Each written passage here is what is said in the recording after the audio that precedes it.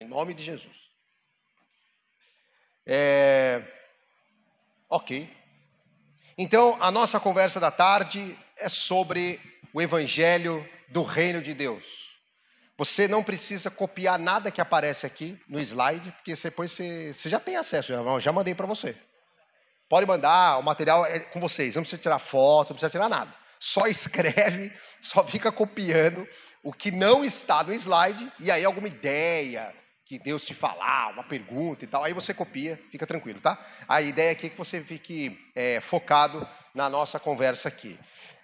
Eu quero fazer alguns alertas aqui para vocês. O primeiro deles é que tudo que eu vou compartilhar com vocês esta tarde, vocês todos já sabem. Não tem absolutamente nenhuma novidade no que eu vou compartilhar com vocês. Nenhuma. É sério. Então, eu já digo isso para você não se frustrar e não sair daqui e dizer assim, mas eu vim até aqui, paguei um dinheirão, quanto foi mesmo? 10 real? 10 real no final de semana para ouvir o que eu já sei. Mas você já sabe. Então eu já estou avisando para você não falar, eu quero meu dinheiro de volta. Não vai ser devolvido o dinheiro. É a oferta que você fez para o evento e amém. Então não há novidade nenhuma por duas razões. Primeira delas é que quase 100% do conteúdo está inspirado no texto ou em vários textos da palavra de Deus, que é a mesma Bíblia que você tem, beleza? Em português. Eu não sou teólogo profissional, não leio em hebraico e grego, não sei ler grego e nem hebraico. Então a Bíblia que eu leio é a mesma que você lê. Nesse sentido, não tem novidade nenhuma. Essa é a primeira razão de que você pode ser que saia daqui frustrado nesse sentido de ouvir a mesma ladainha, provavelmente que você escuta todo domingo nessa igreja. Alguém vem aqui na frente, abre a Bíblia, que é a mesma Bíblia, e fala sobre o Evangelho, sobre Jesus e sobre Deus, que é o mesmo Evangelho, é o mesmo Jesus e Deus que a gente está compartilhando aqui. É a mesma coisa, não muda nada. É a Bíblia. E a segunda razão, talvez, que você se sinta nessa experiência de chover no molhado, sabe? Chovendo no molhado, é que a gente persegue uma tradição cristã, que essa igreja também é herdeira, a tradição protestante. Então é história, são ideias, conceitos que a tua trisavó, mesmo que ela nem fosse crente, ela já estava ouvindo por aí, circulando no ocidente cristianizado, seja ela uma indígena ou africana, ela em algum momento, gerações passadas, tiveram um confronto com ideias muito antigas dos pais da igreja, da tradição chamada protestante. Então a gente está aqui no evento para falar que a terra, ou melhor, a bola é redonda, o gelo é gelado e a chuva é úmida e a água é úmida. O evento poderia ser o reino de Deus. Tira o reino de Deus e fala assim, a gente vai ter a conferência para falar da umidade da água. A coisa mais óbvia do mundo, que a água, não tem água seca, né? Se é água H2O junto, ela necessariamente é úmida. Então, eu já dei o alerta, não quero ninguém de cara fechada. Ai, meu Deus, perdi meu tempo. Pode ser mesmo, que para alguns de vocês seja, entre aspas, uma perda de tempo. A minha esperança aqui é que o Espírito Santo renova tudo. E que às vezes a mesma verdade que você já tem escutado há anos seja renovada na tua mente. De um jeito diferente, de um exemplo diferente, que você nunca tinha parado para pensar, mas está lá, desde sempre. E agora, nesse final de semana, compartilhando com os irmãos aqui, não só comigo, você vai ter uma experiência com o Evangelho, com essas ideias renovadas. E por isso que elas são mais do que ideias. São a palavra de Deus impactando o teu coração. Por meio do Espírito Santo. Ok? Você pode ter acesso a essas ideias em alguns livros. Essa é uma edição antiga do Reino Entre Nós. Já dando não sei se eu posso dar um spoiler do negócio. Já posso, né? Tem um negócio do Clube do Livro. Já foi falado ou não vai falar, né? Ok. O Reino Entre Nós faz parte da programação aqui. E alguém mais tarde vai nos fazer um anúncio super legal. O livro está ali para vender, O Reino Entre Nós. Esse livro, Cosmo Cristã, o que aconteceu? O Maurício Cunha, que é o fundador do CAD, ele publicou há muitos anos atrás O Reino Entre Nós. Que é um livro fininho, bem tranquilo, um português acessível, que é para a igreja ler, para a gente ler e aprender. Ele publicou o livro, e aí passaram vários anos, um grupo de amigos se reuniu, falou assim, vamos publicar mais um outro livro.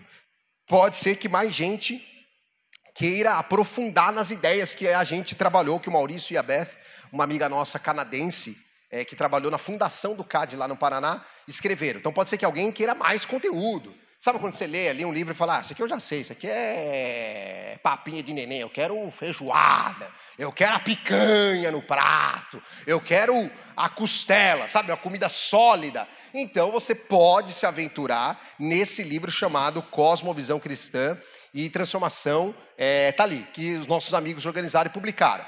E tem um terceiro livro chamado Fé Cristã e Cultura Contemporânea, que ele está ali no meio do caminho, ele não é nem uma feijoada que você lê ali, tem até uma congestão, e também uma coisa um pouquinho mais sólida. Esse livro eu trouxe, infelizmente eu só tenho meia dúzia de exemplares, acho que literal, só tem 6 aqui.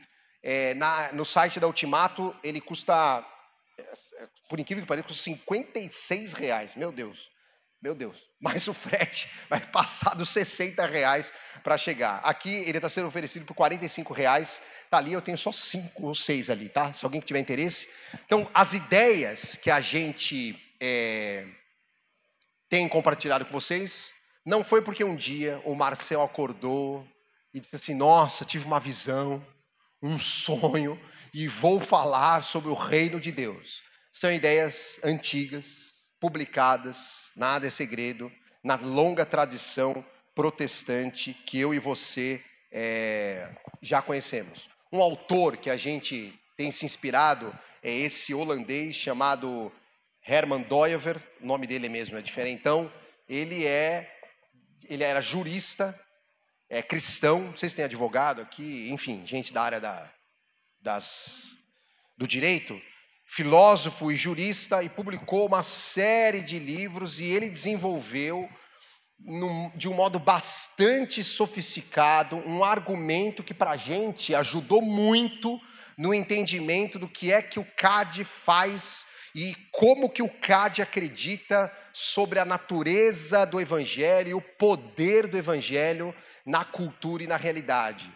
Ele desenvolveu um argumento bastante robusto e sofisticado sobre a centralidade da pessoa de Deus no todo da realidade, numa linguagem filosófica. Ele era jurista, erudito, então ele é conhecido como um dos maiores filósofos protestantes que publicou assim muito no século XX, e ele tem algumas coisas em português, e algumas ideias passam por essa tradição protestante reformada da Europa, e a gente está aqui aprendendo na nossa linguagem do Brasilzão. Vou deixar o livro ali na nossa livraria maravilhosa, do lado do Reino Entre Nós, e é isso aí. Pá, quase que eu fui ver Jesus agora tropeçando aqui. Pessoal,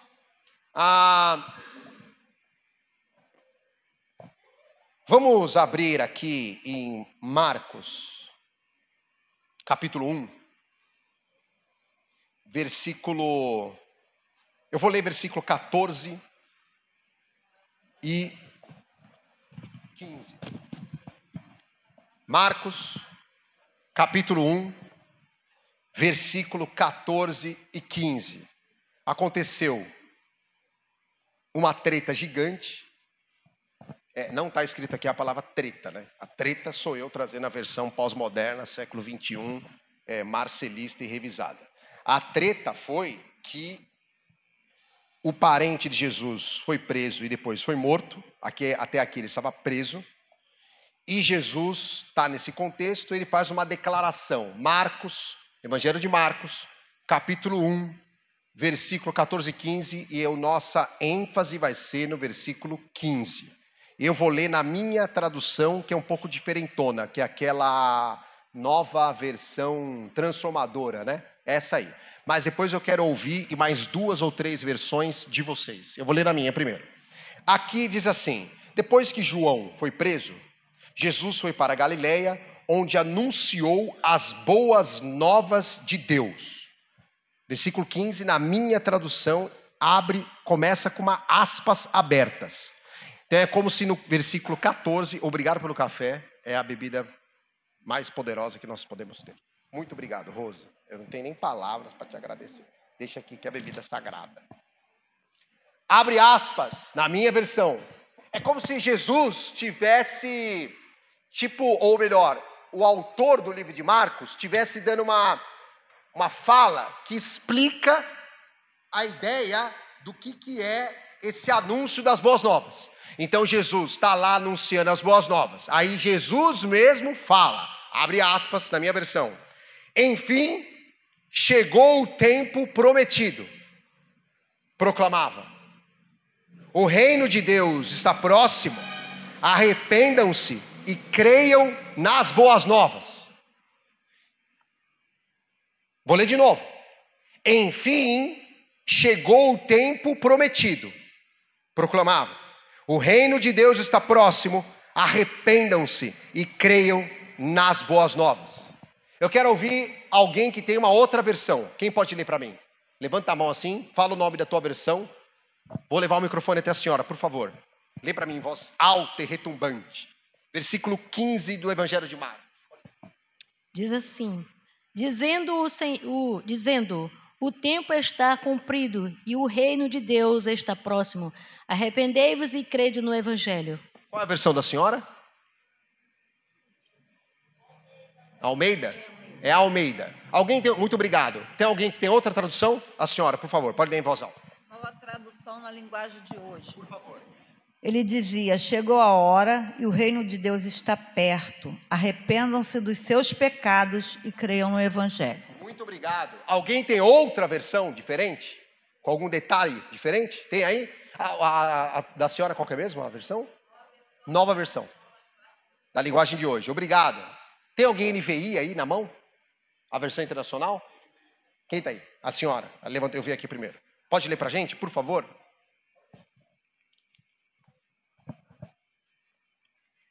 O tempo é chegado, dizia ele.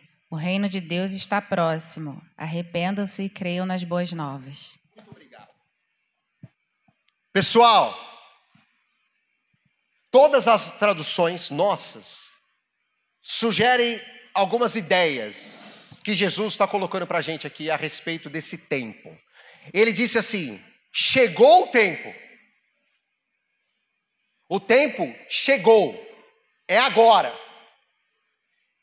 E o que está agora? O que chegou agora? O reino de Deus. O reino de Deus, a minha versão, está próximo. Vários de vocês falam a ideia de estar próximo, né? Se cumpriu, está próximo. A expressão original no grego aqui, quando Jesus fala, na minha versão, o reino de Deus está próximo, sugere alguma coisa que está ao alcance da mão. É como essa Bíblia aqui que está em cima desse banco, ela está próxima de mim, está próximo. É só eu esticar a mão e pego. Está ao alcance. É como a cadeira ali, está logo ao alcance. Se desloca até ali e pega. O café que está aqui. Está ao alcance da mão. Jesus diz duas coisas. O tempo se cumpriu. Já está rolando. A ideia é que existe um tempo que já se cumpriu. E aqui tem uma pista curiosa. É como se Jesus sugerisse que está acontecendo nesse exato momento uma nova temporalidade. Aquele tempo do passado já foi e agora se inaugura outra coisa. E aí ele continua. O reino de Deus está logo ali, ao alcance da mão. Não é algo inacessível, misterioso, que tem um esforço enorme para você alcançar. Não, está ao alcance da mão. Estica aí e você pode acessá-lo, vivenciá-lo, experimentá-lo, porque há um novo tempo em curso na história. E aí ele continua. É como se ele falasse, ok, chegou o tempo, o reino de Deus está aí, alcance a mão aí, ó, estica e pega, vai, se joga, moleque. Como se, ele não disse isso, né? Mas tipo assim, tá aí, se joga, tá acessível. E ele continua. Ele está próximo. Arrependam-se e creiam nas boas novas. O reino de Deus está no centro do ministério de Jesus. O ministério de Jesus, o pilar central do ministério de Jesus é o reino de Deus. E quando esse reino chega, a atitude necessária, exclusiva, que ele demanda e provoca, é na palavra que aparece seguinte do versículo 15. Arrependam-se. Que de novo é aquela expressão que a gente conhece os crentes, mesmo que você não seja erudito do grego, você já ouviu essa expressão metanoia. Já ouviu a expressão metanoia? A gente até prega, fala bastante sobre isso. Metanoia, que é conversão, arrependimento. Metanoia ou arrependimento tem uma força de sentido extraordinária nessa frase curta que Jesus está falando em Marcos 1,15. É aquela noção de que você está indo nessa direção aqui, convicto que essa é a direção, e alguém diz assim, se arrependa, Marcel, para de caminhar nessa rota e muda tudo, converge tudo para o outro lado, vá para um outro destino, é um outro destino. Você está indo para um sentido, por um destino, e agora alguém diz assim, se arrependa e volta, retorna, muda, porque o destino é completamente diferente. O sentido é completamente diferente. A gente está sendo convidado por Jesus aqui a ter uma percepção que há uma outra rota de existência, de trajetória no tempo, inclusive. É profundo o negócio. 2 versículos arrebenta com tudo.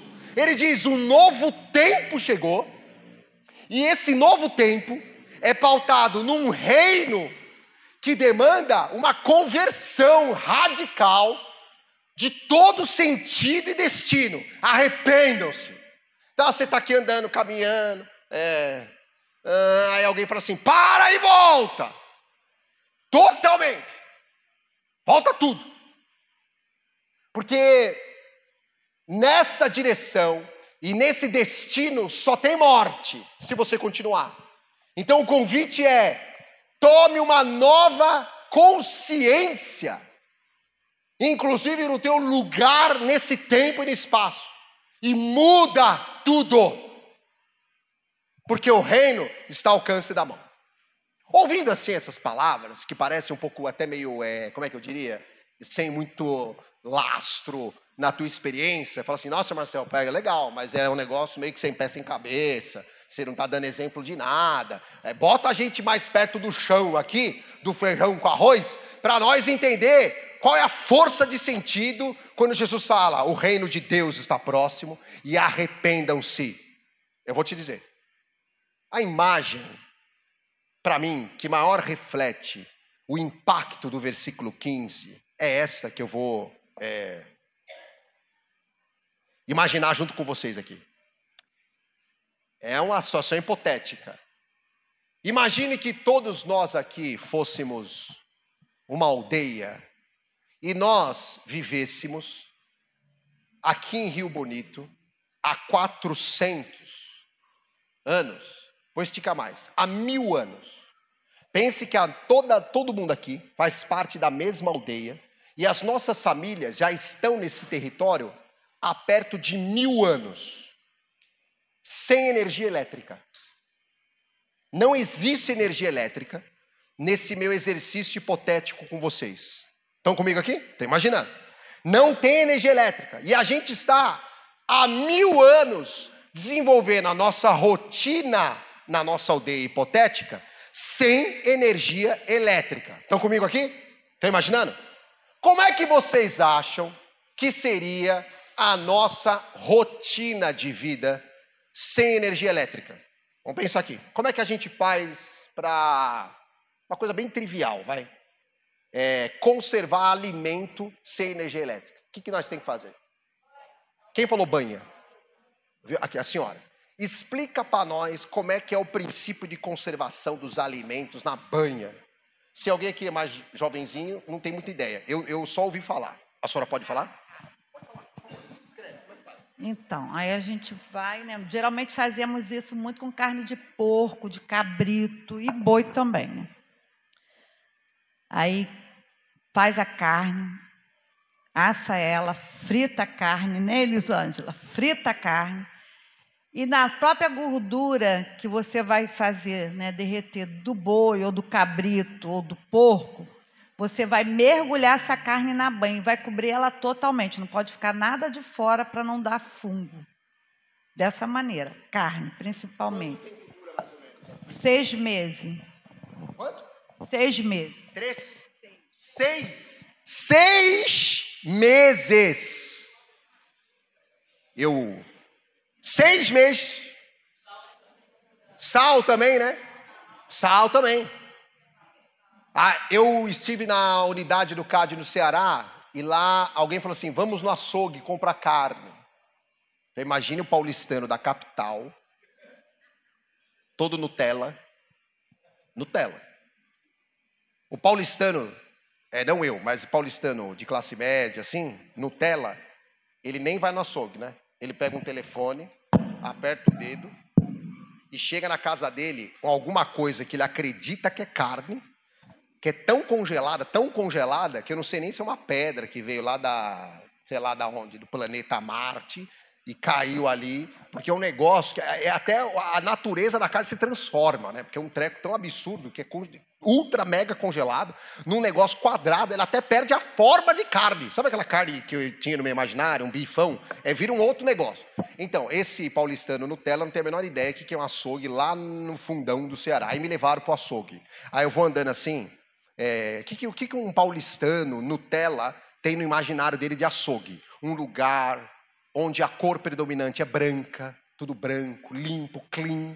Nenhuma ameba aparece no chão, até porque você não consegue ver a ameba, né? Mas nada, é tudo limpo, limpíssimo. O odor da carne é disfarçado, porque é tanto cheio de refrigeração a menos 55 graus kelvins para matar até o átomo que está ali na carne. É um negócio mirabolante. Esse é o imaginário do alguém médio, assim, de cidade grande. Aí eu fui no açougue, um varal, na praça, deveria estar fazendo na sombra, acho que uns 99 graus Celsius, mais ou menos. 99 graus na sombra. As carnes, aí não era roupa, né? Porque era carne, é o pedaço da carne. Também era dura, estava dura, mas não era dura do refrigerador com menos 55 graus Kelvin. Era dura mesmo, porque aí há outra tecnologia, salgadíssima. E é uma tecnologia, é um conhecimento há muito tempo desenvolvido para preservar a consistência daquele alimento, de modo que a gente possa comer sem passar mal depois. Tudo isso são hábitos construídos que os nossos avós, bisavós já sabiam há muito tempo, tendo em vista a realidade que não tem energia elétrica, beleza? Observe a rotina do trato com o alimento sem a energia elétrica. É uma outra maneira de você interagir, manusear um alimento. Tudo bem? Continuando na minha elucubração imaginária com vocês aqui, da nossa aldeia hipotética, sem energia elétrica. Se alguém quisesse fazer alguma coisa de noite, sei lá, ouvir um barulho estranho no galinheiro, o que você faz? Um breu, lamparina. Às vezes a lamparina é alimentada com a mesma banha que você pegou do javali, do boi, da baleia, que você matou ali, você põe a banha da baleia. E não é verdade? Óleo de animal para alimentar, e você vai com lamparina. Geralmente, nessas realidades que hoje é mais rurais, mas a nossa aldeia hipotética aqui também, provavelmente era rural, que hora que a gente dorme? Que hora? 6 horas. 6 horas da tarde já está super tarde, né? Que hora que a gente acorda, por outro lado? 3:30, 4 horas da manhã. Você vai dormir 5 da tarde. 3:30 da manhã você já está ligadão. 4 horas já é dia cheio já, da manhã, da madrugada. Por quê? Porque a gente, na nossa aldeia aqui, hipotética, há quase 1000 anos, olha que interessante, a gente sincroniza os marcadores do tempo com os elementos da natureza. A hora que a galinha começa a berrar, galinha não berra, né? É cacarejar, sei lá, provavelmente é a hora de nós acordar. Passou alguns minutos, já percebe que o céu mudou de cor e o sol está se levantando. O sol começa a se pôr, o que a gente faz? Não tem o que fazer, tem que dormir, mano. Até porque no dia seguinte se levanta muito cedo. A gente provavelmente, ou necessariamente, ia dormir muito cedo e acordar muito cedo, porque os sincronizadores do tempo seria outro, considerando a nossa história hipotética de 1000 anos de aldeia sem energia elétrica. Vocês estão comigo aqui? E aí alguém, por alguma razão, precisa pegar uma trilha no meio do mato para pegar o bode, o boi, a cabra que se enroscou na moita. Mas está de noite. O que você precisa fazer? Eu tenho que andar no meio da mata à noite ali. Já é tipo 6:30 da tarde, está escuro. O que a gente faz? Lamparina ou... Não tem pilha, não tem energia elétrica. 1000 anos sem energia elétrica. Pilha a gente nem sabe o que é pilha. Tocha. Vela, faz sentido vela? Pega uma vela, gente. Eu preciso ler ali a carta da avó. O que a senhora falou? Tocha.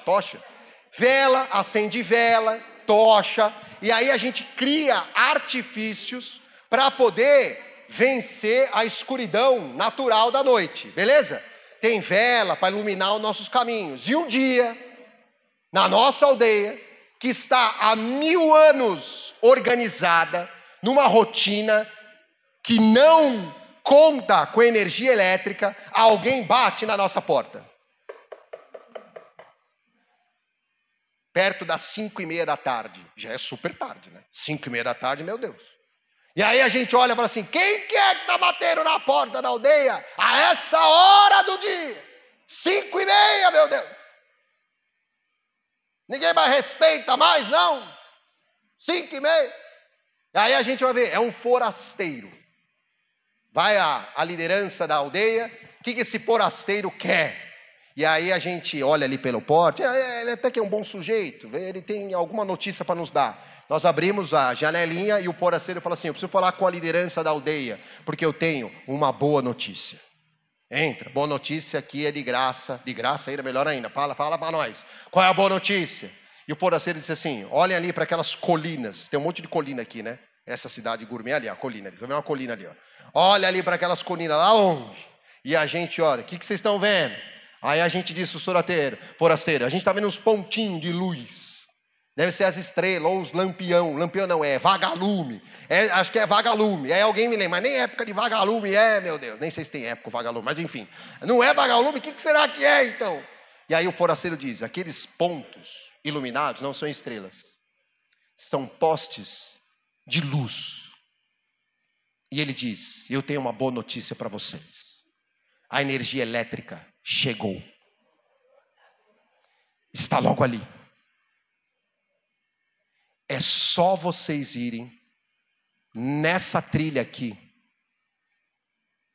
baterem no escritório da empresa de energia e pedir para eles puxarem até a aldeia de vocês.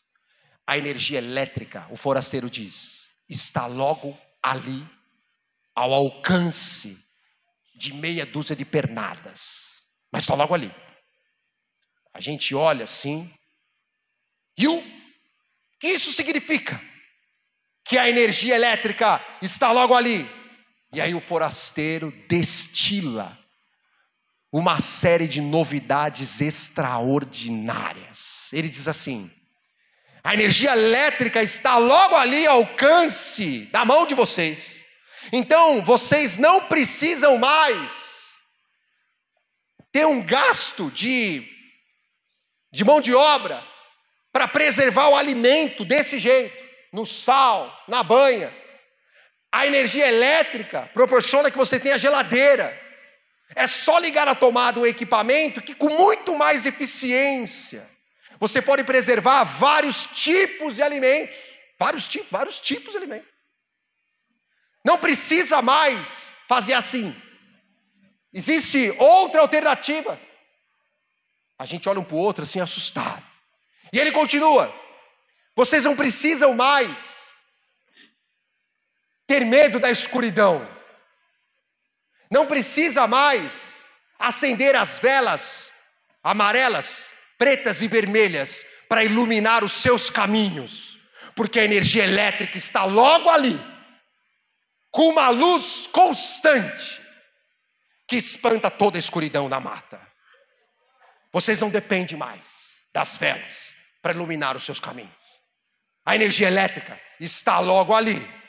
E quando ela chegar aqui, ele continua dizendo: parem de viver deste jeito, porque existe um outro jeito de se organizar a vida, a rotina, o tempo, as atividades. Parem de continuar acendendo suas velas, elas são ineficientes perto da luz abundante e infinita que está logo ali. É só trazer para dentro. E tudo muda. Inclusive, o forasteiro diz, a percepção do próprio tempo muda. Vocês estão entendendo o que eu estou falando? Ele, desesperado, porque a novidade é de graça. Ele diz, é de graça. Por incrível que pareça, é de graça. É só trazer para cá. E toda a rotina do vilarejo pode ser transformada. E o destino é completamente o outro. Arrependam-se. Parem de fazer isso tudo. Porque há um outro roteiro de vida. Porque a energia elétrica, a luz, está logo ali ao alcance de vocês. Você entendeu o que eu estou dizendo? A ideia da vela preta, vermelha e amarela foi proposital. Não precisa mais. A fonte de energia está ao alcance. Tudo muda. A rotina muda. É essa força de sentido que Jesus está lembrando os apóstolos, e eu e você, aqui quando ele diz, o reino de Deus chegou, está próximo, por isso arrependam-se. Porque tudo se organiza de uma maneira diferente a partir do fato que você se toma consciência de uma nova realidade. E aí ele está dizendo, você levanta segunda-feira e vai trabalhar. Terça, quarta, quinta. E alguém diz assim, se arrependa. Porque existe uma outra maneira de você perceber o trabalho teu que você faz segunda, terça, quarta e quinta. Você vai na igreja todo santo domingo, como se fosse ver a missa. Aí alguém fala, se arrependa. Porque existe um outro jeito de você ir no culto do domingo. Porque o reino está logo ali, ao alcance de vocês. Tudo é ressignificado a partir dessa realidade que é nova, na nossa historinha aqui imaginativa. O fato da energia elétrica abundante, infinita e de graça chegar numa aldeia que há 1000 anos está vivendo sem energia e muda tudo. É essa força de sentido que Jesus está invocando no versículo 15 de Marcos. Arrependam-se, porque existe um jeito completamente novo de você se inserir na realidade. Vocês estão entendendo aqui? É esse reino que é o centro do ministério de Jesus. O centro do ministério de Jesus não é a expulsão dos demônios, ele também expulsou o demônio, curar as pessoas, ele também curou pessoas, mas é o ensino e a apresentação prática dessa nova realidade do reino de Deus que já chegou. Amém? São 2h43 no meu relógio. O café tá... Deu 40 minutos, né? Se não me engano aqui, né? A gente vai para um café de 5 minutos, é isso? Não é o coffee break, é café de 5 minutos, só uns 5 minutos. Eu preciso tomar um café, eu nem sei se o café está quente. Você vai no toalete, ou porque aqui é gourmet, é Rio Bonito, é toilet. Vá ao toalete em 5 minutos e a gente volta falando sobre 4 características que o reinado de Deus tem nessa perspectiva. 5 minutos a gente está de volta. Você vai agradecer a Deus pela oportunidade por permitir. A primeira mulher, por favor, fala o nome, seu nome. Boa tarde, gente. Meu nome é Tamiris. Meu comentário é muito interessante, né? Quando a gente fala do arrependam-se, e ele falou sobre essa questão do arrependimento como uma mudança totalmente, como uma mudança de direção. Porque às vezes a gente tem uma concepção de arrependimento como, não queria ter feito isso. Sabe, poxa, que pena que eu fiz isso. A gente leva muito arrependimento para esse sentido, né? E quando Jesus fala arrependa-se, né? Chegou o rei, poxa, eu estava vivendo. Não é o sentimento arrependimento, mas arrependimento é uma mudança, né? E a gente às vezes fica, eu me arrependi, eu estou arrependido, eu sempre me arrependo. Mas traz para a gente essa visão de que arrependimento não é se sentir de uma maneira. Arrependimento é agir de uma maneira diferente. Obrigado, Tamiris. Seguindo a tradição, a próxima mulher. Por liberdade, por favor, se sinta aqui moderado. A senhora, por favor. Qual o seu nome? Quando você fala de mudança para mim é mesmo, palavra mesmo, mas mudanças são precisas. Antes é difícil esperar, assim, sem luz, como você falou, sem energia, sem outras coisas. E tem mudanças que são mudanças boas, necessárias, que a gente tem que aprender a mudar, aprender a conhecer o novo. E o novo de Deus está chegando. Exatamente. Tá ali, é isso mesmo. O nome de Deus chegou. Falaremos sobre isso. E as mudanças necessárias, elas nem sempre são confortáveis. Sabe por quê? Lembrando de novo a nossa historinha aqui, que é só para ativar a nossa imaginação. Imagine quão confortáveis nós estaríamos há 1000 anos fazendo. Há 1000 anos, 1000, pense. A gente está ali inconfortável. E alguém chega ali e apresenta uma nova alternativa extraordinária. É desconfortável. Muito bom e muito obrigado às mulheres que falaram, responderam livremente a direção de Deus. Agora com o homem, por favor.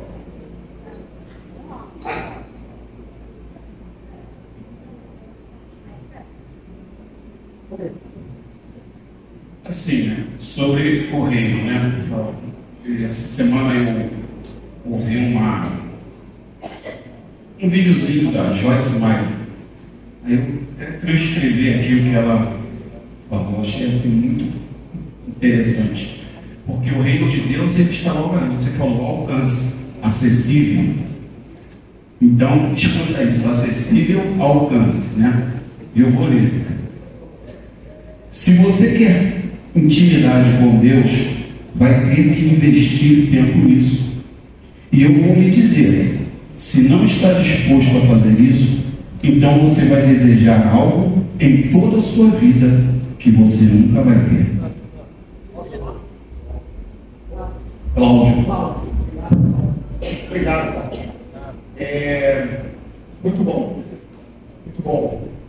Obrigado pelos comentários de vocês e as percepções que tiveram com Deus, mudanças desconfortáveis, escolhas e decisões para além de sentimentos, como foi dito aqui. É verdade, a gente vai aprofundar um pouquinho as consequências e as implicações da nossa maneira de pensar e agir dessa ideia de reino de Deus, conforme a gente vai explorar aqui. Ao conhecer daquela conferência Hub Conference, Camille esteve, mais alguém esteve? Se você esteve lá em Niterói, é mesma oficina que a gente ensina aqui, Joab, que fez um seminário com a gente, Joab Sara e a Vera, eles encomendaram a oficina sobre recursos para receber. Então, é um repeteco do conteúdo, se você participou da atividade do Niterói. Se você não participou, foi exatamente por isso que eles, os organizadores, pediram para repetir aqui para você ter a oportunidade de aprender também. Esse conteúdo. Pessoal, o centro da mensagem de Jesus é o reino de Deus. E agora eu vou fazer uma pergunta provocativa para você. Quem aqui já está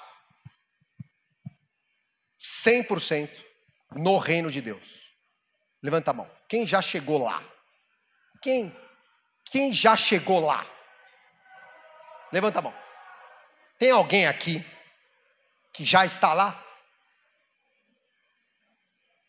100% imerso no reino de Deus? Pode levantar a mão. Quem já está lá?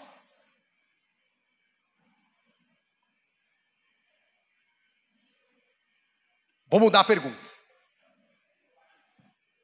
Quem aqui, desse auditório, reconhece Jesus Cristo ressurreto como seu único Senhor e Salvador e aquele que está dentro do seu coração e é dono do seu coração? Levanta a mão. Levanta até o pé, né? Oh, aleluia. A pergunta, as duas, foram provocativas. Foram intencionais. Elas são capciosas. E o modo como a gente titubeou, vacilou para responder ou não a primeira pergunta revela muito sobre o nosso problema da noção de reino de Deus. Quando eu perguntei a primeira vez, eu vi gente olhando assim do lado. Sabe quando você dá uma olhadinha assim? Teve alguém que fez assim, já... Oh! Sabe quando você levanta assim? Quem já está lá no reino? Aí a senhora, ninguém levanta a mão, você vai abaixando aqui.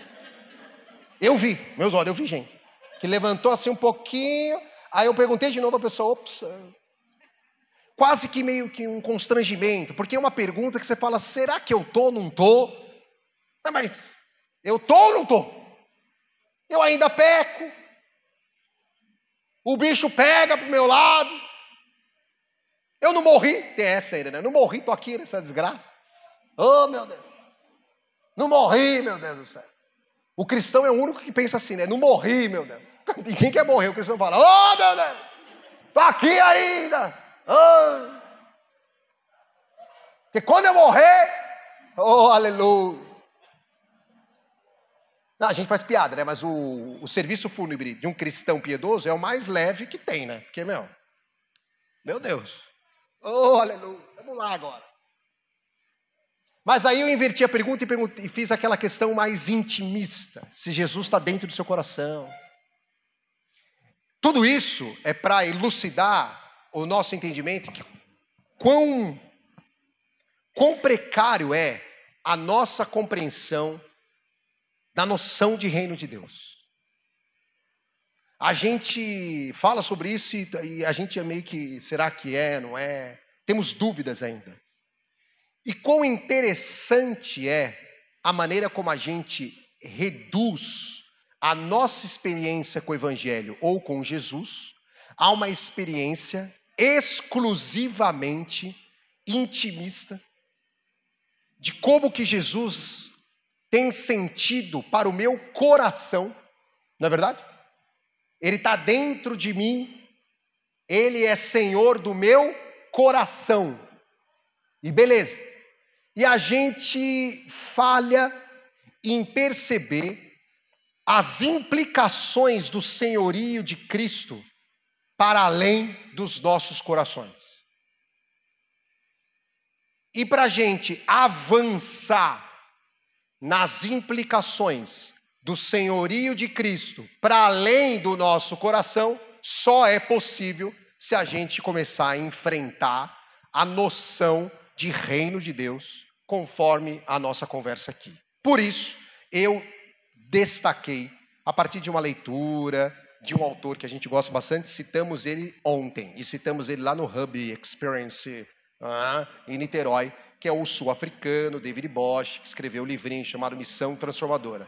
Livrinho é uma piada, que você pega o livro, taca na parede, a parede cai. É um tijolo, é um negócio que você vai no material dos catadores e você ganha $10 mil, que é tanto papel ali, é grande, livro grosso. Missão Transformadora, e ele explora bastante a ideia de reino de Deus, e eu vou compartilhar 4 insights extraídos das leituras e reflexões do nosso irmão, que já está com Jesus, morreu em 1992 num acidente de carro na África do Sul, e ele fala sobre o reinado de Deus. Vamos pensar na primeiro insight que o irmão teve. De novo, não copia. Vou repetir. Não precisa copiar.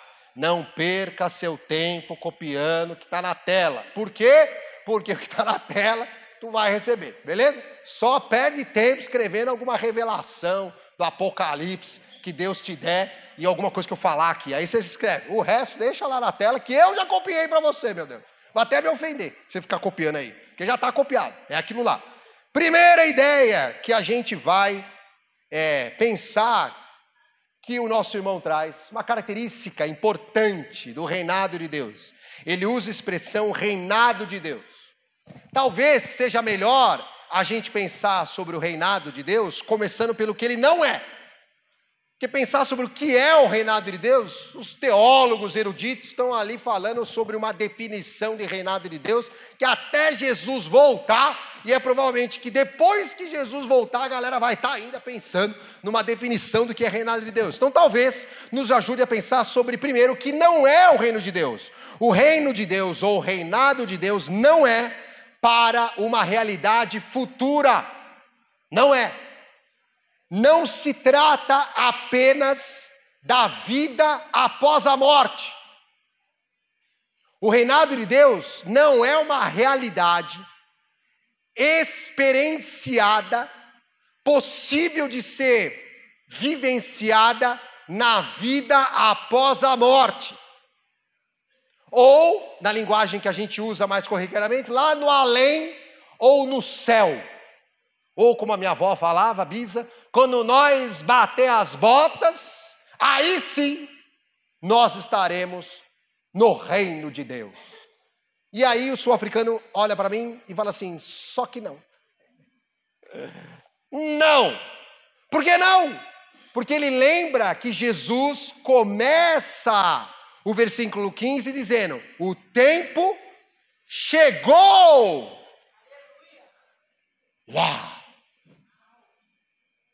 O reino de Deus não tem nada a ver, ou melhor, não se restringe, prefiro essa, não se resume na expressão daquele outro autor inglês, acho que é em inglês, N.T. Wright, Norman, não sei das quantas, Wright, é o maior erudito do Novo Testamento, hoje vivo, entre nós, os crentes. Ele é anglicano, cabeção é um elogio aqui, um monstro.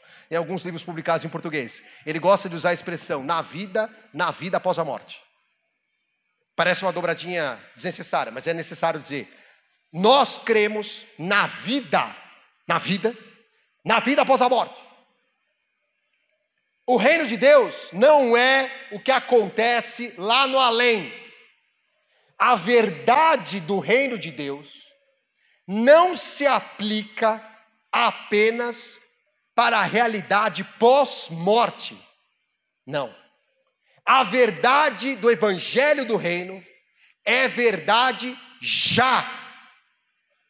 Para agora. Para hoje. Ao mesmo tempo, os reformadores iriam. Calma lá. É para já. Mas ainda não. Ué, como assim, Marcelo? Já, mas ainda não. É para agora, mas não é. A realidade do reino de Deus já foi inaugurada com a vinda de Jesus. Mas a plenitude do reino, a totalidade do reinar de Deus nessa dimensão, ainda não. E aí os reformadores desenvolvem a ideia do reino de Deus já e ainda não. É para agora, faz sentido agora, mas a experiência plena do reino ainda não é possível hoje, agora, a experiência plena. Ué, e quando que ela será possível de ser vivenciada plenamente? Quando? Na segunda vinda de Jesus. Jesus inaugura o reino de Deus, é para já, e ele implementa, concretiza, estabelece definitivamente o reino na segunda vinda. Mas ele inaugura, na primeira vinda, uma nova ordem. O N.T. Wright diz que quando Jesus ressuscita, ele ressuscita dizendo: agora começa uma nova ordem, porque eu acabei de dar o fim no último inimigo. Qual o último inimigo? A morte. Ai, ai, ai. Por isso que o cristão, ele deveria acordar de manhã rindo. Ele liga o jornal e alguém diz assim: a Ucrânia foi invadida.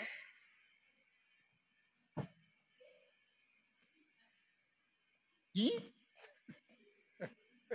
Não no sentido de desdenhar do que está acontecendo. Ele fala: o mundo vai acabar. Hã? Vai acabar o quê? Ele venceu a morte e inaugurou um novo tempo. É para já, mas ainda não. Nesse sentido, a igreja de Jesus entende que essa realidade do reino já existe, já está instalada no ponto de vista da inauguração para agora, para hoje, mas ela ainda será concretizada, lá no futuro, que é certo, na segunda vinda de Jesus, porque este Jesus que inaugurou uma nova ordem, ressuscitou. É para já, mas ainda não. É um movimento, uma imagem daquelas antigas, ou não tão antigas assim, locomotivas. Lembra aquele mastro? Você é físico, da matemática, da engenharia, você vai entender bem o que eu estou falando. É aquele mastro de ferro que impulsiona o trem. É assim, o reino de Deus já veio, mas ainda não. Aí a locomotiva vai para frente. Já veio, mas ainda não. E nesse movimento de afirmação e de espera, de expectativa, a noiva de Cristo avança na história, naquela convicção e certeza de uma esperança inabalável que o reino já foi inaugurado. Mas ainda não.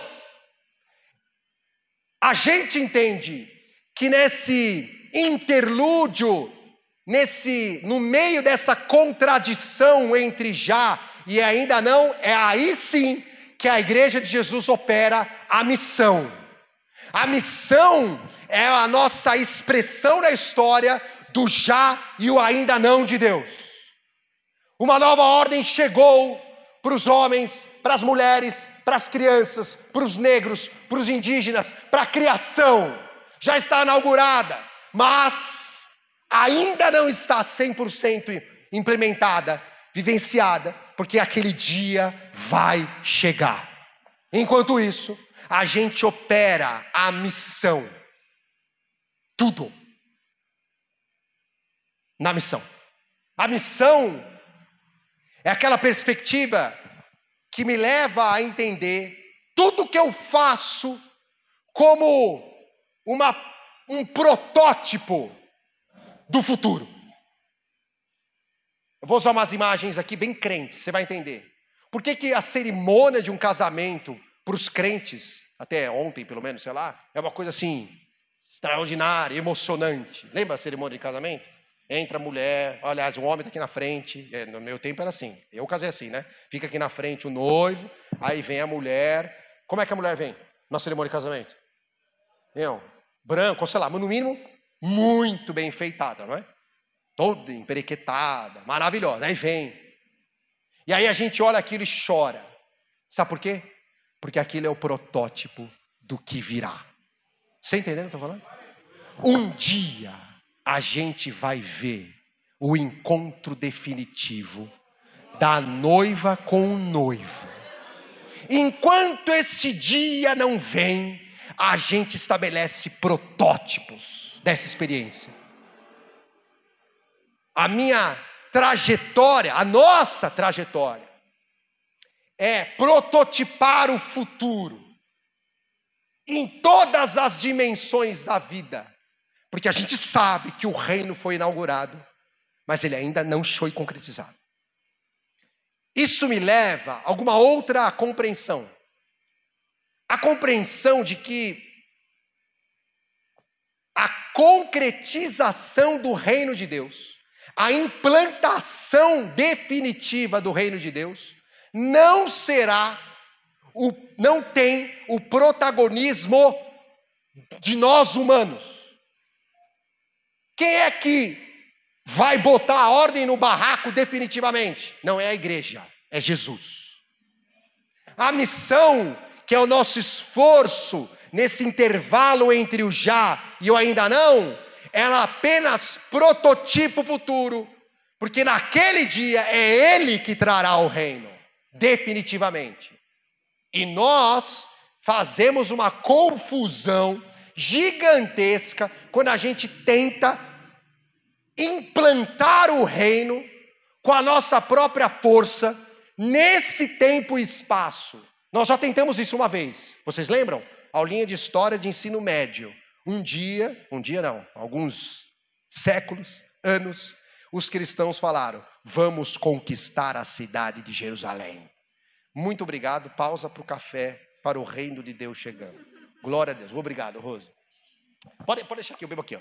Vamos conquistar, libertar Jerusalém. Lembra dessa historinha? E nós organizamos um negócio terrível chamado Cruzadas. Ficou chamado de Cruzadas depois. As Cruzadas foram a tentativa da civilização cristã implantar a ordem do reino de Deus na base da espada, na própria força, numa perspectiva equivocada de que eram os cristãos na terra que seriam protagonistas da implantação nesse tempo do reino de Deus. Não é. Quem é? É Jesus. Na segunda vinda. E aí, isso livra a gente de triunfalismos, de messianismos, de acreditar que uma liderança uma liderança humana, ou uma denominação, uma instituição vai liderar a implantação do reino. Vai nada! É de Jesus. Já está garantido na segunda vinda. Acabou. É dele. E só ele. Não, a gente não canta isso? Por ele, para ele. É dele. É ele que vai. Enquanto isso, eu e você vivenciamos o já e o ainda não de Deus. Vocês estão comigo aqui ou não? Estou falando português claro? Vocês estão entendendo minhas palavras? Tem alguma coisa muito mirabolante? Levanta a mão e pergunta o que significa isso ou aquilo, ok? Você tem que entender o que eu estou falando aqui. Essa é a primeira característica. Já e ainda não do reino de Deus. A verdade do evangelho tem efeito na minha vida e na tua a partir de hoje. Aliás, a partir do dia que você abrir o olho. Mas você vai ser 100%. Você vai experimentar 100% dessa realidade nova que já está chegando naquele dia. Enquanto isso, a gente está na missão. Uau! Por isso que os crentes deveriam ser os maiores visionários. Os maiores visionários. Porque a gente olha para o futuro. Acho que o C.S. Lewis tem uma frase assim. Olha para o futuro. Uma amiga minha falava: Marcel, você está triste, meio deprimido? Mira no futuro. Porque ele é glorioso. Uau! Essa é a primeira só. Temos 4, temos mais 3. A terceira característica. A segunda, melhor dizendo. Foi ou não? Apareceu alguma coisa aí? Está repreendido. O negócio travou. Agora foi. O reino de Deus desfere um ataque a todo tipo de manifestação do mal.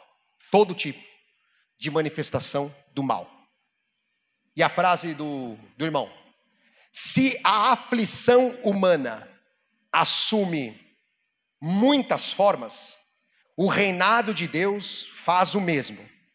Nesse sentido, eu complemento. O reino de Deus, ele é ofensivo. É bem aquela imagem. Quem que está recuando na história não somos nós. São eles. O reino avança na história. O reino é ofensivo. A imagem que Jesus nos evangelhos aparece, as portas do inferno não prevalecerão. Lembra que a gente fala e tal?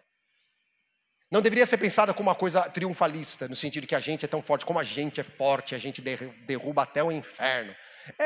Tem sentido, mas é a imagem de que Jesus, no trabalho que ele tem na implantação do reino, derruba todas as portas que se opõem, inclusive a do inferno. Você vai dizer, amém, tá lá, tá escrito, mas calma. O detalhe que a gente destaca é que na trajetória do ministério de Jesus, o mal se apresentava de diversas formas. E para cada expressão do mal, há uma resposta de Jesus na perspectiva do reino de Deus.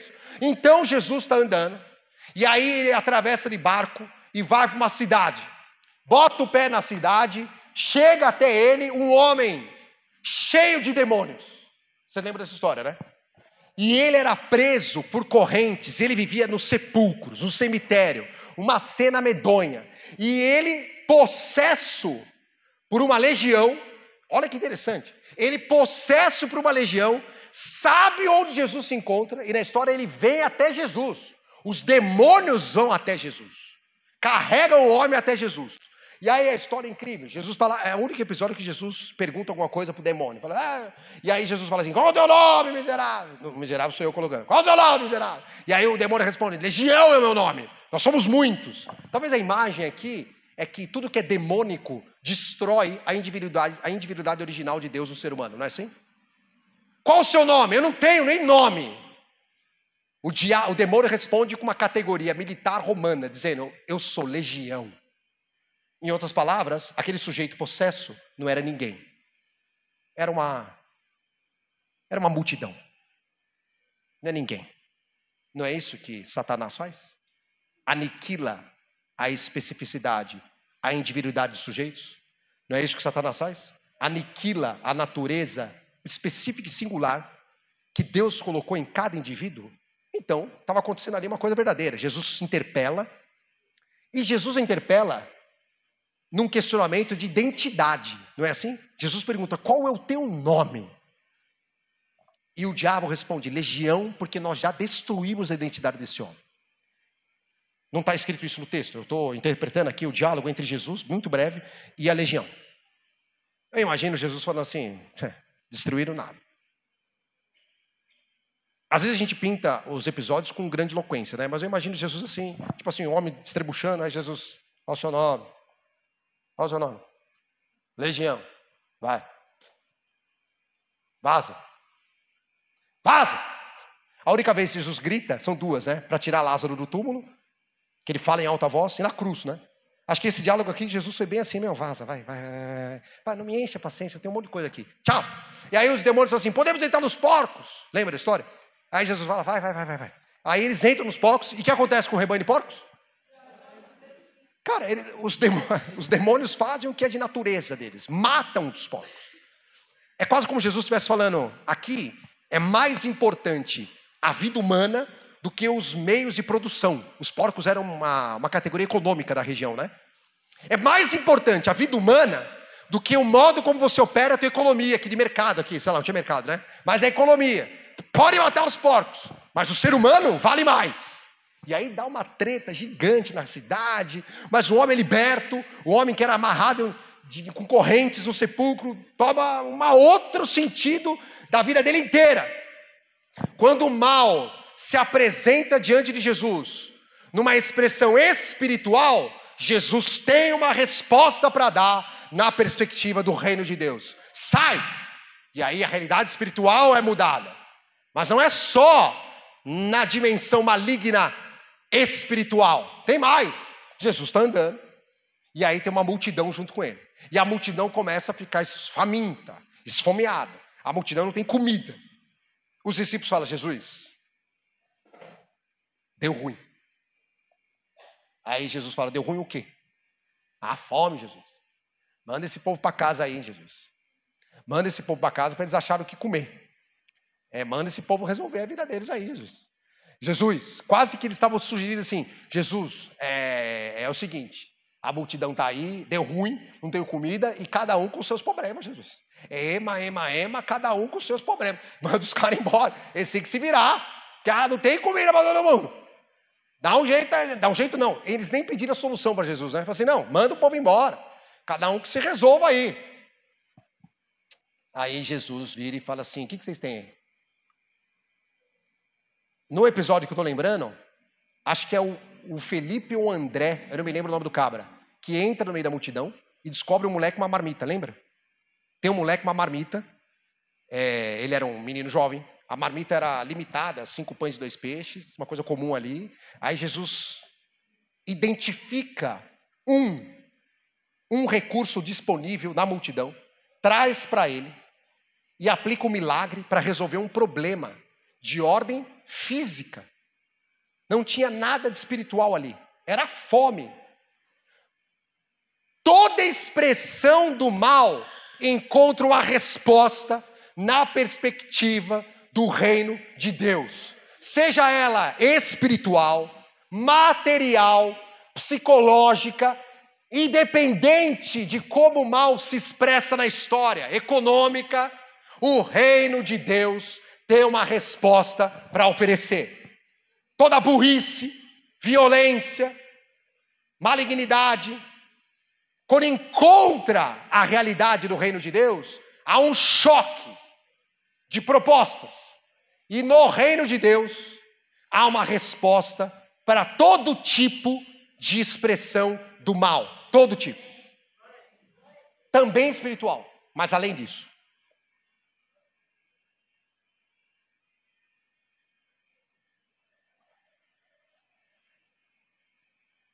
Terceira característica.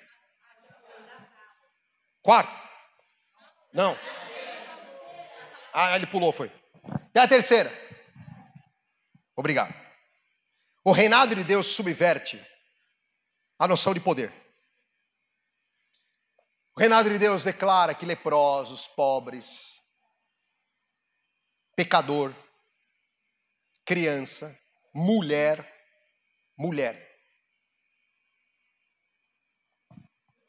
também podem ser filhos, filhas, participantes desse reinado. O reinado de Deus apresenta um outro roteiro de triunfo. O roteiro que diz que o menor será o maior. O roteiro diz que quem serve é que tem mais poder. E aí, a gente tem o ápice dessa afirmação no episódio da cruz. Jesus é perseguido pelos doutores da lei, desdenhado, julgado, julgamento daquele tipo, né? Meu Deus. E aí o Império Romano condena Jesus, pode levar.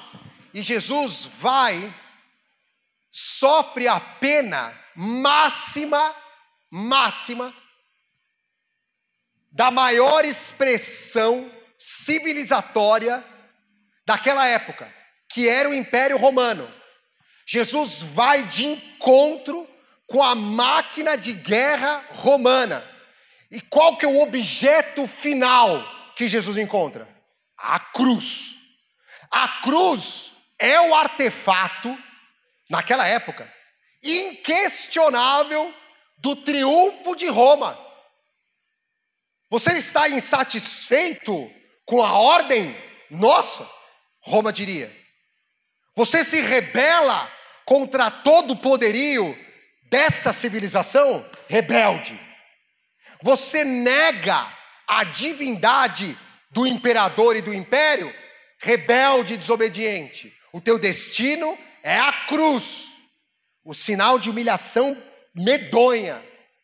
Tão medonha que uma sugestão de violência, da tamanha violência que era a cruz, é o fato de que nos registros das grandes figuras romanas, Sêneca, Marco Aurélio e etc., existem pouquíssimas referências à crucificação. Porque é uma coisa tão abjeta que o povo sofisticado de Roma, os filósofos, os políticos, os senadores, nem fica pronunciando muito esse negócio. Roma aprendeu a crucificação com civilizações antigas. E eles aprimoraram o arcabouço jurídico deles para ser a expressão máxima da penalidade mais brutal daqueles que enfrentavam a máquina de Roma. E aí Jesus vai para a cruz, o símbolo máximo do poder do império. Olha que interessante. O símbolo máximo do poder do império pagão, que destrói todos os deuses das nações, para que apenas um Deus máximo seja reconhecido sobre todos os outros deuses, que era César. Esse é o B.O. Você nega, você quer enfrentar isto, teu destino é a cruz, seu rebelde, revolucionário, miserável. E aí Jesus vai para a cruz, o símbolo máximo do poder de Roma. Jesus vai para a cruz. Era costume os prisioneiros serem despidos de tudo. A única coisa que Jesus leva para a cruz, isso é interessante, ele não leva a roupa dele depois ele é sorteada, lembra? Porque eles não queriam rasgar. Uma sugestão curiosa da estética de Jesus, a roupa deveria ser muito bacana, muito, ao ponto dos soldados romanos se recusarem a rasgar a túnica. Deveria ser assinada, sei lá, por algum estilista ali, amigo dele, discípulo. Pode ser. Ele só leva um detalhezinho, alguns episódios anteriores. No pé dele. Talvez tinha no pé dele o resto de um perfume caríssimo que uma mulher, uma de vocês, produziu e derramou tudo aos pés de Jesus. O que o Filho de Deus leva para a cruz foi um resquício final de um material produzido por uma de vocês. Que coisa interessante, né? A gente volta para as mulheres depois. Jesus vai para a cruz com um resquício final do perfume que vocês produziram, que a Maria derrama sobre Jesus. Lembra, ele está na ceia, ele derrama. Os homens, cheios de razões, corruptos, dizem assim, para quê? Para que desperdiçar esse perfume? E Jesus responde, vocês não entenderam nada, seus bandos de idiota. Quer dizer, não está assim, né? Vocês não entenderam nada. Ele vai para a cruz com o resto daquele perfume no pé, é a única coisa que tem. Ele rejeita todo o resto. O soldado tenta colocar para ele mirra e vinagre, uma mistura anestésica da época. Ele rejeita. Ele sofre tudo. E está lá pendurado. Roma diz, aqui é o fim da história. E era mesmo. É o fim da história. Se coloca você no lugar de um soldado romano ali, recruta, olhando aquela barbárie, falando assim, pois é, esse como vários outros, encontraram o fim da história. E Jesus, na minha imaginação, não está no texto assim, pendurado na cruz, talvez diria assim para Pilatos, me dê só mais 3 dias. Conta até 3. Só conte até 3. E aí a gente volta a conversar. 3. Um amigo meu produziu uma música que fala assim: quanta coisa pode acontecer quando a gente conta de 1 a 3. 3 dias depois, o objeto que era o triunfo do império mais poderoso da antiguidade, um objeto de vergonha, de humilhação, um objeto que sinalizava que os opositores seriam trucidados, literalmente, pela máquina romana, vira o objeto da derrota do império. Vira um objeto que inverte a ordem do poder. Os poderosos não são nada disso que vocês imaginam. Quando você olhar aquela cruz vazia, pendurada naquela parede, demorou séculos, milênios, para que nós cristãos aceitássemos esse objeto como um símbolo digno da vitória dele, nossa, cristão. Demorou muito. Muitos séculos depois, a gente começou a admitir que esse objeto poderia significar algo de poderoso. Porque no reinado de Deus há uma inversão total da lógica do poder. Total. Os leprosos chegam para Jesus e falam assim: Senhor, eu sei que se tu quiseres, o Senhor pode me curar. E ele fala: eu quero. E toca no leproso. Meu Deus. Tocar no leproso, meu Deus. A mulher com fluxo de sangue toca em Jesus. E ele diz: saiu virtude de mim. Uma mulher com uma doença medonha toca nas vestes de Jesus, e o que Jesus emana dele não é julgamento, não é juízo. Na versão em português que eu acesso diz: saiu virtude de mim. Para uma mulher à margem. O reino de Deus, o reinado de Deus tem uma mensagem política subversiva. É uma outra compreensão do poder. Os últimos serão os primeiros mesmo. É uma outra lógica. Os últimos serão os primeiros.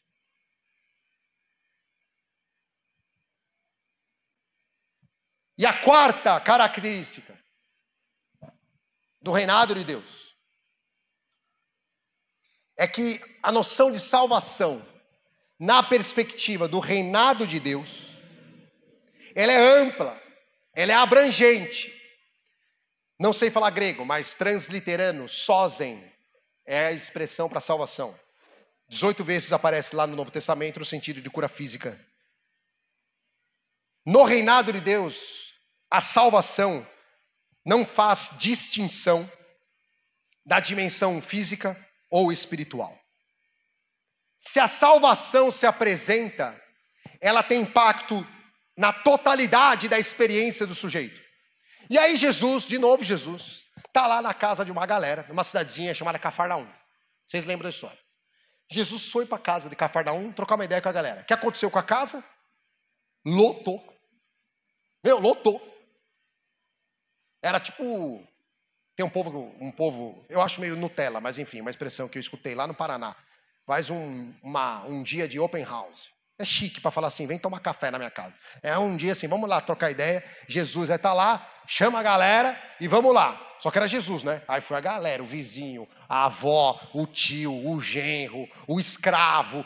Foi todo mundo, foi a cambada toda, a mulher, papagaio, bode, a criança. E a casa lota. Cafarnaum. E aí tem um cabra que é paralítico. Ele é deformado, se não me engano, acho que de nascença. Por incrível que pareça, esse homem paralítico tinha amigos. E mudou tudo, né? Muda tudo. Ele tinha amigos. Os amigos dele identificaram onde Jesus estava em Cafarnaum. E eles sabiam: temos que levar o nosso amigo paralítico até a casa onde Jesus está. Tem que dar um jeito. Porque é lá que vai resolver o problema dele. E o evangelho conta que os amigos deles levam ele, botam ele numa maca. Pensa na cena. As cidades eram pequenas, ruas estreitas, bota o cabra na maca, vão levando, chega na casa. Acho que era fácil identificar a casa, que estava lotada, gente saindo pela janela, fora da porta da casa, não conseguia nem entrar na casa. E aí os homens, os amigos dele falam, cara, não dá nem para entrar na casa. E aí alguém diz assim, vamos fazer o seguinte, vai pelo telhado. O telhado naquela época não era que nem de hoje, aqui com laje, de 1 tonelada de adamantio, concreto, cimento, com telha de sei lá o quê. Não, era barro e palha. E teoricamente era fácil. E aí, mais fácil pelo menos, eles inconvenientemente violam as convenções arquitetônicas para acessar a casa e tomam uma decisão extrema, inconveniente, para levar o amigo até Jesus. Eles não se atêm às convenções da arquitetura da casa e, bizarramente, destroem a casa. Fazem um buraco no telhado da casa. E fala assim, o nosso amigo tem que descer até a presença de Jesus. E aí eles descem. Vocês estão vendo comigo a cena ou não? Estão vendo, né? Desce o cabra, segura pro cabra não cair. Na maca, o cara só mexia o pescoço, lá paralítico, paraplégico, sei lá. Não andava, imagine. Fala, meu Deus, vocês devem estar loucos. Fala, não estamos loucos não, a gente é teu amigo. Você vai encontrar Jesus, nem que a gente derrube a casa. Que amigos, hein? Que amigos. Que amigos. Importa com quem você anda. Importa muito. Mesmo quando você não pode andar, importa muito com quem você anda. E aí esses amigos, intérpretes, derrubam tudo, bota Jesus, o amigo dele lá na frente de Jesus. Imagina a cena assustadora, né? O pessoal deve falar, nossa, alguém está quebrando o telhado. O dono da casa, vocês estão loucos, estão quebrando meu telhado. Os amigos falam, não interessa, a gente arruma depois. Desce aí que ele tem que ver Jesus. A casa estava cheia de gente, inclusive os religiosos. O episódio de Lucas, acho que de Lucas, é o mais divertido. Na casa tem os religiosos fariseus, e eles veem a cena. E o evangelista, o autor do evangelho, diz que eles começam a pensar entre eles. O que Jesus vai fazer? Sábado, olha a treta. Descer esse deformado até aqui, o que ele vai fazer? Ele vai curar? Vai curar no sábado? Ele vai violar a lei? O que ele faz? O evangelista diz assim, Jesus, sabendo o que eles pensavam, essa é sensacional. Eu imagino eles no fundão da casa, e Jesus ali no meio da sala, sei lá, sabendo o que eles pensavam, na minha versão, parte para o ataque. Vira para os fariseus e fala assim, e aí?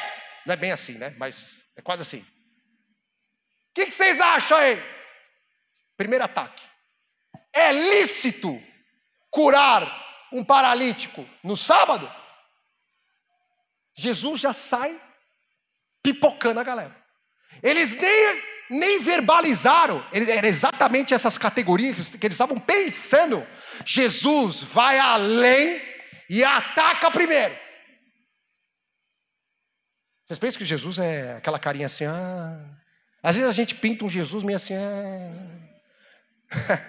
Jesus olha ali, e aí? É lícito curar no sábado? O que vocês acham? Aí eu imagino eles até assim, como é que ele descobriu o que a gente estava pensando? Jesus fala, eu sei tudo. Jesus afronta a religião. É lícito curar no sábado? Aí eles ficam desesperados. Aí ele continua. O que é mais fácil dizer para esse paralítico aqui? Os seus pecados estão perdoados? Ou pega a sua maca e sai andando? O que é mais fácil? Curar ou fazer ele sair andando? Aí Jesus tira. Sabe aquele filme de ação? Que o cara aparece com 2 12 automáticas, que nem sei se existe. Já viu isso? O cara entra, o herói, com 2 metralhadoras, entra na sala e pega e puxa das costas. Tá vendo essa cena? Eu nem sei se tem. Ele puxa. Os fariseus arregalam o ouro. Meu Deus! De onde ele tirou essa arma? Ele fala, da onde? Eu nasci armado. Jesus responde. O que é mais fácil, perdoar os pecados ou curar o paralítico? Em outras palavras. E aí, religiosos, o que a gente faz primeiro? Perdoa os pecados dele e cura a deficiência física depois? Ou cura a deficiência física primeiro e perdoa os pecados depois? Qual é a prioridade, fariseu hipócrita? Perdoar os pecados e a cura física é secundário. Ou a gente resolve a cura física e perdoa depois. O que vem primeiro, fariseu hipócrita? A gente salva o sujeito primeiro e depois dá a cesta básica. Ou eu dou a cesta básica primeiro, porque ninguém escuta sobre a salvação com o estômago vazio. O que vem primeiro, fariseu hipócrita? O ovo ou a galinha? É essa a pergunta. O que vem primeiro, o ovo ou a galinha? Os fariseus não respondem na história. Só arregalam o olho. Então Jesus, além dos tiros da 12, pega a granada, puxa, e diz assim, segura, 01. E não vai adiantar, porque vai explodir na sua cara. E vai transformar tudo que está nessa casa. Eu digo a vocês, para que vocês saibam que o Filho do Homem tem poder para perdoar os pecados. Eu digo para o homem, olha só, pega a sua maca e anda. Para que vocês saibam, hipócritas, que eu sou o dono da granja. E essa pergunta não tem sentido. Eu digo, quando um paralítico me encontra, ele sai totalmente transformado, porque a minha salvação atinge tudo. Hipócrita. E os fariseus pulando pela janela. Meu Deus, como ele fez isso? Porque eu sou filho do homem. Salvação, nessa perspectiva, muda tudo. Muda o status de um paralítico numa cultura que segregava quem era deficiente e deformado. Muda o status social e espiritual, o sentido da vida eterna de uma mulher com fluxo de sangue, rejeitada. E ele diz, a tua fé te curou. Ou, numa outra tradução, a tua fé te salvou. Salvou ou curou? É tudo, mulher. Salvação, na perspectiva do reinado de Deus, é o resultado que impacta tudo. Tudo. Significa salvação no poder do evangelho do reino de Deus. Para o homem, para a mulher negra, acima dos 40 anos, mãe solteira, mãe solo, presidiária. O que significa? Significa para o idoso, para a idosa, para o aposentado. Significa para o indígena, para o político, para o cientista, para o pai, para a mãe. A salvação é o resultado daquilo, do impacto abrangente da nova realidade do reino de Deus. Vocês estão comigo aqui ou não? Se a salvação chegou, tem que mudar tudo. Tudo.